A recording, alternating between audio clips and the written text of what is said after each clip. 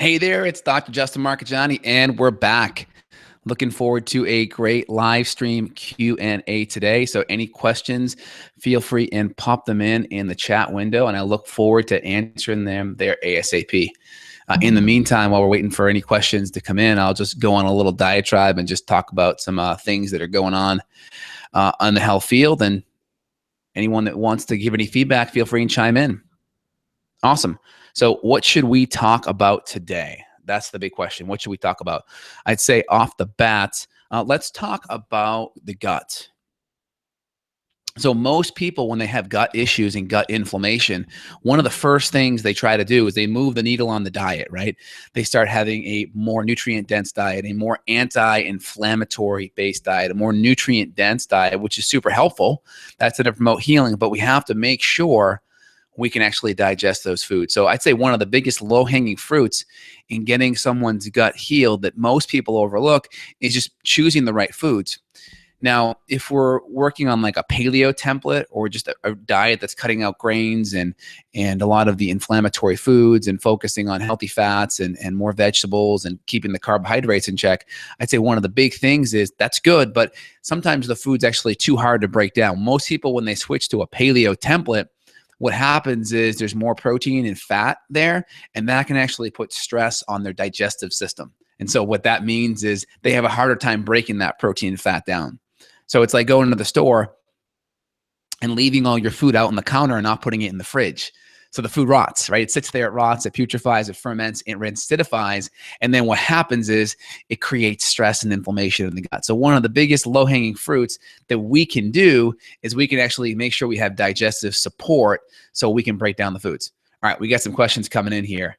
Number one, can blasto cause panic attacks? So any type of gut infection, Robert, can create panic attacks or can create mood issues, because when we have an infection, that's going to bottleneck our ability to digest proteins. Number one, all of the brain chemicals in your brain, right? Serotonin, dopamine, GABA, they all come from amino acids, right?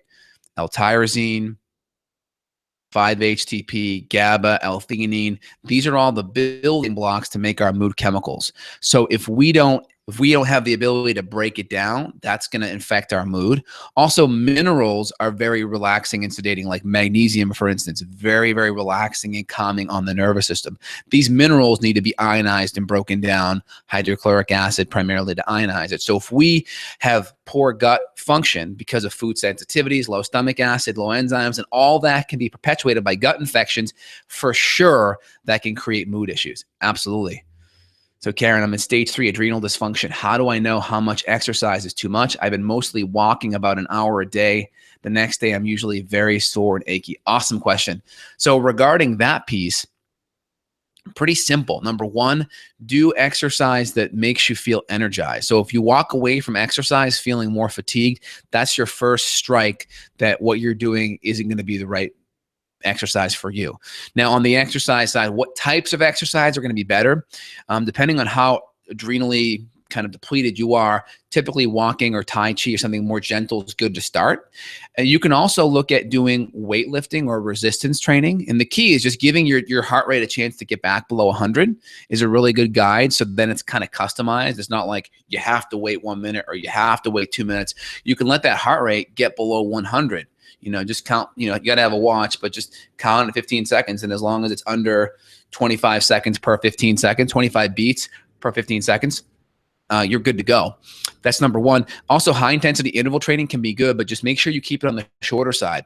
Probably under 5 to 15 minutes is a pretty good starting point. And again, make sure you feel energized after the workout. Number one. Number two, sure, like after you complete it, make sure you can emotionally repeat it again. Like some people, they do an exercise or they finish like an AMRAP in CrossFit and they're like, oh God, thank God I could never do that again. They get that like feeling of overwhelmment. Make sure you don't feel that. And then number three, make sure later on that day, if it's a morning workout, or later on that next morning, if it's an afternoon or nighttime workout, make sure you feel like you're not hit by a bus. And be mindful that if we're doing more exercise, you may need an extra hour of sleep to recover. So if you're not used to doing exercise and you're getting the exact amount of sleep, maybe 11 to 7, you may have to go to bed an hour earlier. So just keep that in mind. All right, off the bat here, been on adrenal boost after stage 3. Should I still keep taking it? So regarding adrenal dysfunction, there's a couple ways to treat it. So Riley here is talking about adrenal boost, which has some extra B vitamins in it and some glandular tissue. So I like glandular tissue because glandulars actually have a lot of nutrients in it. There may be a very, very tiny amount of hormone in there, but it's going to have a lot of nutrients in it. If you read Weston A. Price's book, Nutrition and Physical Degeneration, he talks about glandulars being very supportive to the glands to help them repair, because there's lots of protomorphogens in there, which are rebuilding blocks. There's lots of nutrients, maybe very homeopathic levels of hormones, and also a lot of nutrients. So I think it's very good. You may need to cut that down. You may not need as much as you get healthier. You may need less of that support, but a little bit of B vitamins is always good, especially if you're under stress. If you're relaxing and you're in a very low-key environment, it may not be necessary. Hey, Kara, you mentioned 23andMe. You're saying that I'm a poor deep sleeper. Is there something that I can take or do to lengthen that? So regarding your 23andMe, I want to know what genetic SNPs you're actually talking about so I could comment on that specifically. That'd be the only thing I'd want to know, is what genetic SNPs are you referring to.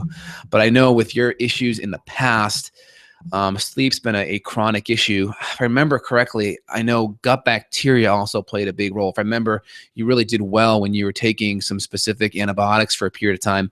I would look deeper at the gut as being a potential connection of why the sleep isn't there, and then just making sure that the nutrition that you're taking in is getting there. Because if there's gut issues, I always am concerned about the gut creating inflammation and waking you up via cortisol or adrenaline, or I'm also concerned about the gut not absorbing nutrition. So I would go back and look more at the gut and the nutrition.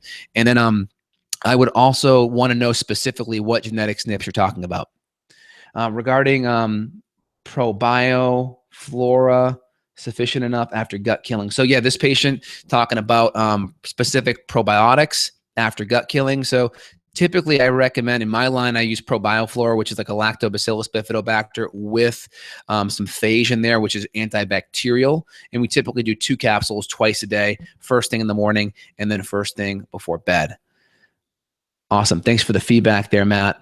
And then Robert wants to know, what if HCl causes a slight discomfort in the stomach? Great question. What can be done to resolve this? So number 1, eat some food first. People that have more irritated guts, that little bit of HCl can be like touching your skin if you have a sunburn. So the first thing I would suggest is eat some food, then take the HCl.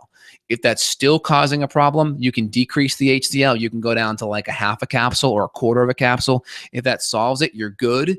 And then each week you can double the dose from there and see how you do. If that still causes a problem, you can go to apple cider vinegar, and then you can go down to a teaspoon to 1/8 of a teaspoon. And if that still causes a problem, you can do a little bit of fresh lime juice and do a shot of lime juice with your food.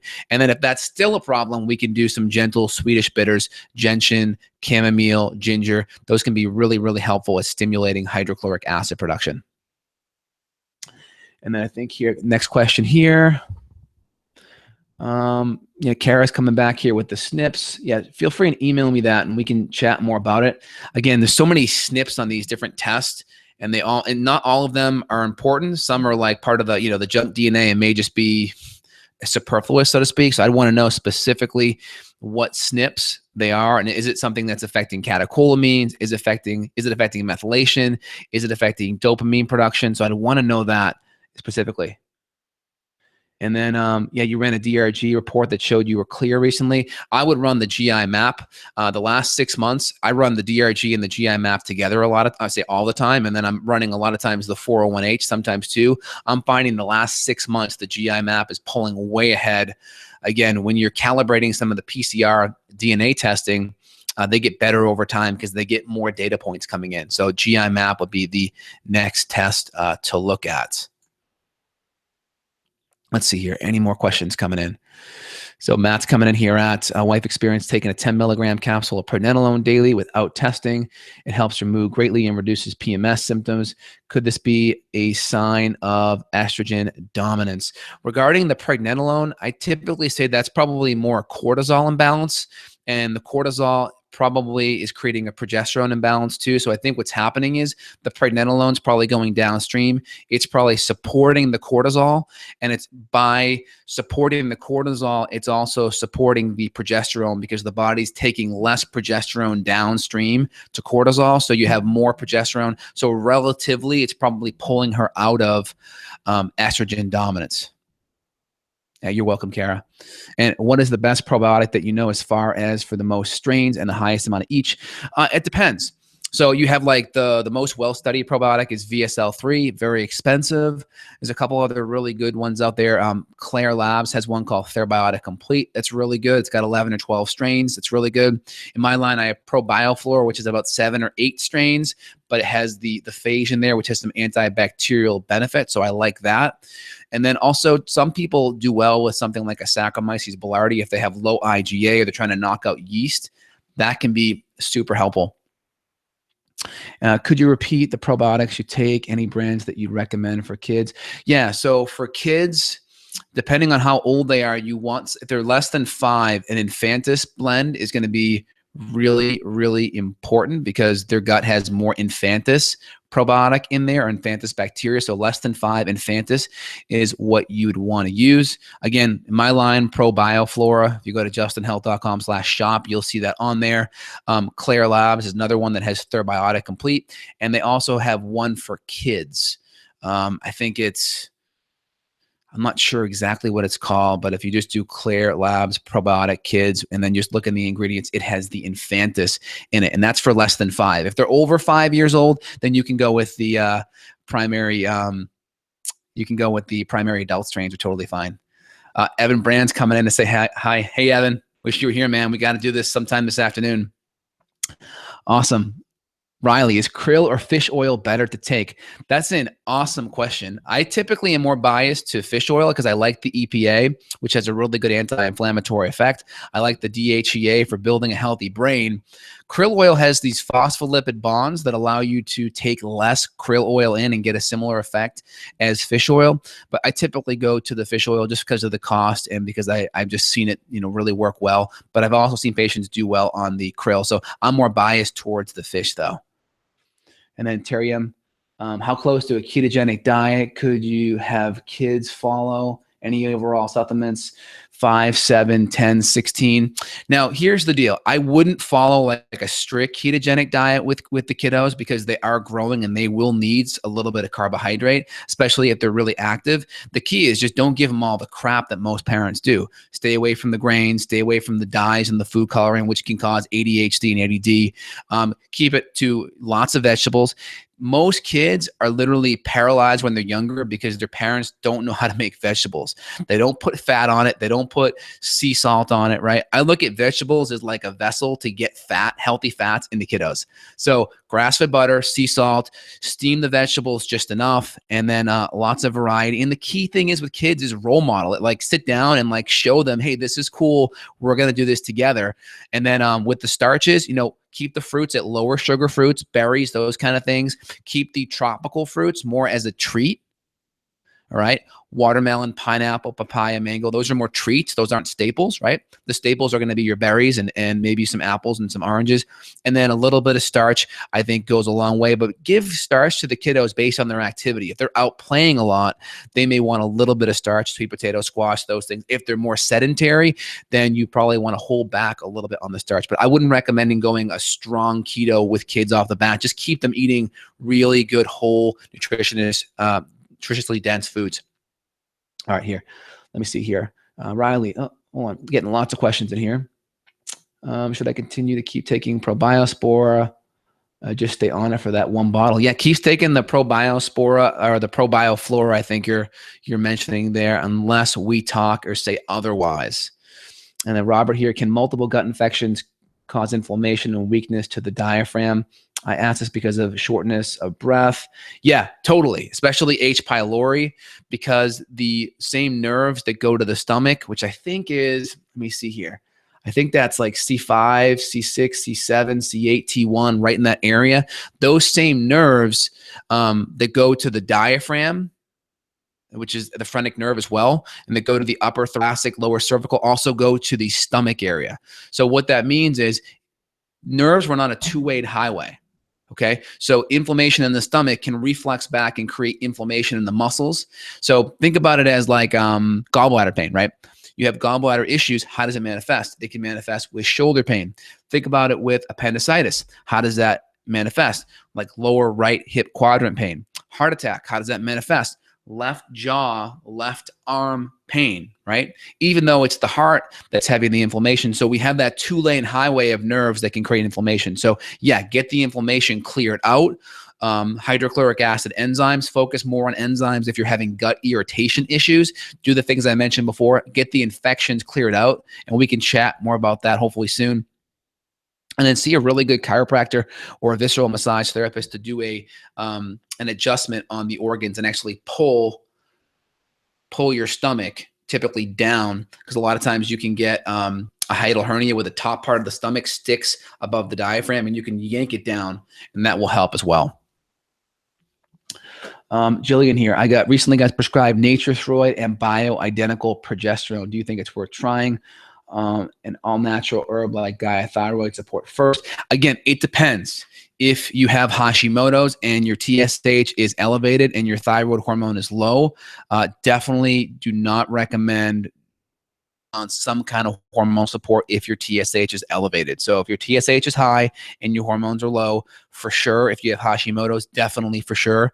Regarding bioidentical progesterone, I need to know if you're cycling or not. If you're cycling, most people get prescribed creams. Don't like creams because it can spill into the next half of your cycle, which can disrupt timing. Creams may do better for menopausal females, and they tend to do better if it's intravaginal application, not on the skin, because the skin builds up a lot more. Karen here, what's your take on the HPA axis dysfunction and chronic undereating? I have a history disorder that eating, I'm convinced that this played a history in my diagnosis. Well, the more stressed you are, the more you activate your fight or flight, right? That's your sympathetic nervous system. That's going to put stress on your HPA axis. That's your brain, H and P, and that talks to your adrenals and to your organs, basically. So the more fight or flight that's going on, the more that pathway will be disrupted. The more you're in fight or flight, think about it, right? You watch a horrific scene in a movie. What happens? You're like, oh, you lose your appetite, right? You get in a fight with your spouse. What happens? You lose your appetite. So the more that fight or flight is activated, the more it can decrease your appetite and potentially create undereating. So the most important thing is create a really healthy environment when you eat. 15, 20 minutes, really be relaxed, keep it tranquil, like almost make it like a meditation. And then make sure you really chew your food well and be present, and then maximize hydrochloric acid and enzymes so you can break everything down. And then what do you suggest to heal your metabolism? Again, that's a long question, but typically fix the hormones, fix the gut, fix the nutrients. Just start with a really, really good paleo template and do all the things I just mentioned about eating and breaking down food. Terry, you're welcome. Matt, thanks for the feedback on Tom Bellella here in the Paleo Fitness Expert. Really motivated me. I'd like to have other fitness experts that are more on the paleo side or functional docs themselves. Absolutely. We'll keep that in mind and get more people on the podcast real soon. I got another doctor actually coming up, I think today. Dr. Ben will be on the show, Dr. Ben House. So that'll be a good one too. Wife has multiple MTHFR gene, homozygous. She takes methyl supplementation. Do you have any other suggestions? Again, I think MTHFR is overblown. I think a lot of people have it, and it's good to support it. But again, there may be other issues that are going on, and people just think, oh, well, it's an MTHFR issue, right? You may have symptoms of adrenal or thyroid or nutritional deficiencies or infections, and then think, well, it's because this person has MTHFR. So you got to go through the low-hanging fruit and address those issues first. But again, address the MTHFR issue too. I mean, may just want to use high-quality methylfolate, depending on where you're at, maybe methyl B12 or the adenylyl or hydroxyl B12 if we have issues with metabolism. How to diet for SIBO or maybe SIFO. I think that's the fungal overgrowth when you have a problem with digesting fats. Okay, so regarding SIFO, that's a fungal overgrowth. So I mean, really what's going to feed fungus is typically going to be excess carbohydrate. So keep the carbohydrate down, healthy fats, healthy proteins, maximize enzymes and hydrochloric acid. And it may just not be SIFO. you may have a fungal overgrowth caused by other infections. I see a lot of patients that have SIBO, but it's SIBO plus a whole bunch of other infections. So make sure there's not any other infections in the hierarchy. Okay, perfect. TSH is 1.7. My T3 is 2.9. Not bad. Again, I like typically 1 to 2 is my ideal TSH range. I'll go as low as 0.3 to 2.5. And my T3, ideally, I like 3 or above. So, Jillian, let me just take a look here. Was that you that wanted the thyroid? Yeah, so if you're at 2.9 for your thyroid and your TSH is 1.7, I would not be putting you on any thyroid hormone. I'd be working more on the nutritional conversion. I don't know what your T4 is, so put that in there and I'll be able to give you more information. I'd be working more on conversion, and I would not be giving you any thyroid support outside of just nutrition to help make more hormone naturally and support the conversion. Your levels are too good for thyroid hormone right now. And multivitamins, or is a healthy diet enough? Again, multivitamins maybe 50 or 70 years ago weren't needed because our soil was incredibly nutritionally dense, lots of nutrition in it, lots of good flora in it. Now it's not the case. Even healthy soil grown without pesticides, if the soil's not where it was 50 or 100 years ago, it won't have the same nutrition. So a multivitamin, in my opinion, is an absolute must. Again, you want a multivitamin that has methylated B vitamins, chelated nutrients, no additives, no crap. In my line, we have a multi-support pack and a multi-nutrient supreme. Again, that's the one I take myself. I like it, really bioavailable and no crap in it. That's the key thing. Sunbro, thank you. Appreciate the feedback. Awesome. Any other questions? Keep it going. I got patients in about 5 minutes here, but we'll keep the conversation going. So if anyone else has any other questions, comments, or concerns, we can address it. Let's see here. Any other topics I can address in the meantime right now? We talked about digestion earlier. Okay, that's really important. One other aspect is gut issues or gut imbalances can also create thyroid issues. We need about 20% of our thyroid hormone actually gets activated in the gut. So for instance, one of the patients mentioned their T3 is a little bit on the low side. So I would be working on gut bacteria, making sure the gut is doing well. And I think the gut is one of those overlooked places for thyroid function because it's so important for that converting aspect. And people are like, well, how does the gut influence my thyroid? I mean, they're like, 2 feet apart. How does that work? And again, it's overlooked because it's not intuitive, right? Evan, my man. Awesome. Thank you so much. Yeah, so Evan's just saying I have a supplement line and the link to the site. Yeah, so if anyone's looking to get a high quality multi, again, justinhealth.com/shop and just click on the nutrient support. You can get access to a really super high quality multi there as well. Someone asked, as well as digestive support too. How to eat fats when you have problems with fat metabolism. I check for SIBO, HP, Giardia, H. pylori. I don't have it. Again, that may be the case. It may not be. I don't know what lab tests you've done so far. I've had patients with lab tests that aren't as good that say they're fine and they think they're okay, and then we retest them and there's a whole bunch of stuff in there. So let's give you the benefit of the doubt. Let's say that's the case. I think that may not be the case, but I'd work on hydrochloric acid and enzymes and bile salts, and I'd get them up to a therapeutic level so they're high enough. That way you can at least break down the food, and then I would reach out to myself and do the right testing, or at least ensure you did the right testing. Maybe you did. So let's ensure that, then make sure there's nothing else that's missing. What are your thoughts supplementing phenylalanine in addition to tyrosine for focus on and anxiety? I don't necessarily recommend it. Phenylalanine is very similar to L-tryptophan. There's some enzymatic regulation that happens that kind of bottlenecks the conversion downstream to tyrosine, to L-dopa, to dopa, to dopamine. So because of that enzymatic regulation, I'd rather use L-tyrosine. I'd rather use 5-HTP because you're going to be able to therapeutically boost that more up or boost it up higher. And also, even with L-tyrosine, we may even want to do L-dopa because L-dopa bypasses that conversion to dopamine as well. So the more you can give the downstream effects when you're trying to support the brain, the easier you can boost up the brain chemicals, the more therapeutic that you can be.